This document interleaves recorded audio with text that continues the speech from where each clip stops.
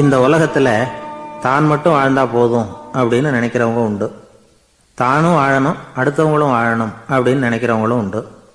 முதல்ல சொன்ன வகையை சேர்ந்த மனிதர்கள் எப்படி தெரியுமா? எப்படியாவது தான் மட்டும் வாழ்ந்தால் போதுங்கிற நினைப்பு தான் எப்பவும் அவங்களுக்கு இருக்கும். தங்களுடைய வளர்ச்சிக்கு எது தடையா இருந்தாலும் சரி, யார் தடையா இருந்தாலும் சரி, அதை அழிச்சுட்டு தான் மறுவேலை பார்ப்பாங்க. அவங்கெல்லாம் பாவ காரியங்களுக்கு தயங்குறதே இல்லை. அப்படிப்பட்ட வாழ்க்கை அவங்களுக்கே இடைஞ்சல அமைஞ்சு விடுறது உண்டு. அதை விளக்கறதுக்கு ஒரு கதையும் உண்டு. ஒரு ஊர்ல அப்படிப்பட்ட ஆள் ஒருத்தன் இருந்திருக்கான். நிறைய பாவங்களை செஞ்சவன். அதன் காரணமா நரகப்படுகுழியில விழுந்துட்டான். நரகப்படுகுழிங்கிறது ஒரு பெரிய கிணறு மாதிரி. ஏற்கனவே பாவம் செஞ்சவங்க நிறைய பேர் அதில் விழுந்து கிடக்குறாங்க. உள்ள ஏகப்பட்ட சத்தம், எல்லாம் அந்த பாவாத்மாக்கள் போடுற சத்தம். இப்போ விழுந்தானே, இவனும் சத்தம் போட்டான். இவன் போடுற சத்தம் கொஞ்சம் அதிகமாக கேட்டுது. இந்த கிணத்துக்கு பக்கத்தில் புத்தர் உட்கார்ந்துருக்கிறார். அவர் காதில் இவன் போடுற சத்தம் விழுந்தது. உடனே அந்த கிணத்தடிக்கு போனார். குனிஞ்சு பார்த்தார். சாமி என்னை காப்பாத்துங்க அப்படின்னு கத்தனா இவன். புத்தர் அவனை கொஞ்சம் கவனிச்சு பார்த்தார். மனித சமுதாயத்துக்கு அவன் என்னென்ன கெடுதல் பண்ணியிருக்கிறாங்கிற விவரம்லாம் அவர் மனக்கண்ணில் தெரிஞ்சது. அவருக்கு எல்லாம் புரிஞ்சு போச்சு.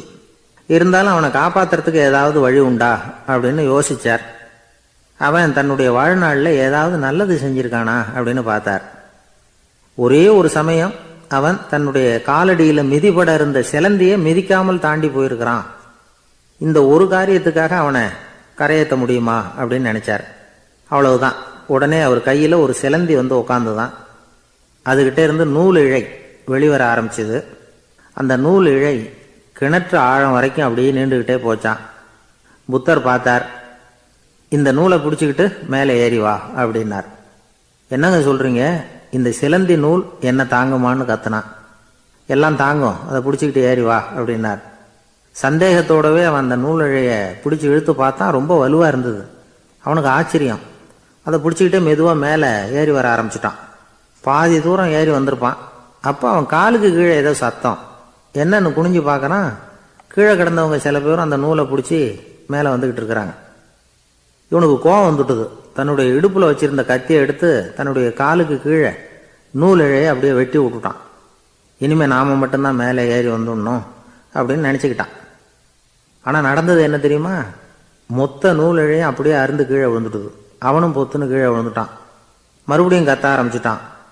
ஏற்கனவே அவன் செஞ்சிருந்த ஒரு சிறு கருணை அந்த நூல் இழைக்கு உறுதியை கொடுத்தது. இப்போ அவன் செஞ்ச பாவம் அந்த நூல் இழைய வலுவிழக்க செஞ்சுட்டுது. அடுத்தவங்களும் வாழணுங்கிற எண்ணம் அவனுக்கு இருந்திருந்தா இப்போ அவனும் கரையேறி வந்திருப்பான், மற்றவங்களும் சௌக்கியமாக வந்து சேர்ந்திருப்பாங்க. அதனால் நாமும் வாழணும், அடுத்தவங்களும் வாழணும் அப்படின்னு நினைக்கிறவன் வாழ்க்கையில் சீக்கிரம் முன்னுக்கு வந்துடுவான். ஒருத்தன் ஒரு டாக்டர்கிட்ட போனான். மருந்து வாங்கினான். வாங்கி கொண்டாந்து பேசாமல் வச்சுட்டான், சாப்பிடல. அப்புறம் எதுக்காகப்பா போய் அவர்கிட்ட மருந்து வாங்கினேன் அப்படின்னு கேட்டாங்க. டாக்டர் வாழணும் இல்லையா, அதனால தான் அப்படின்னா. அவர் கொடுத்த மருந்தை நீ ஏன் சாப்பிடல அப்புறம் அப்படின்னு கேட்டாங்க. நான் வாழணும் இல்லையா, அதுக்காக தான் அப்படின்னா.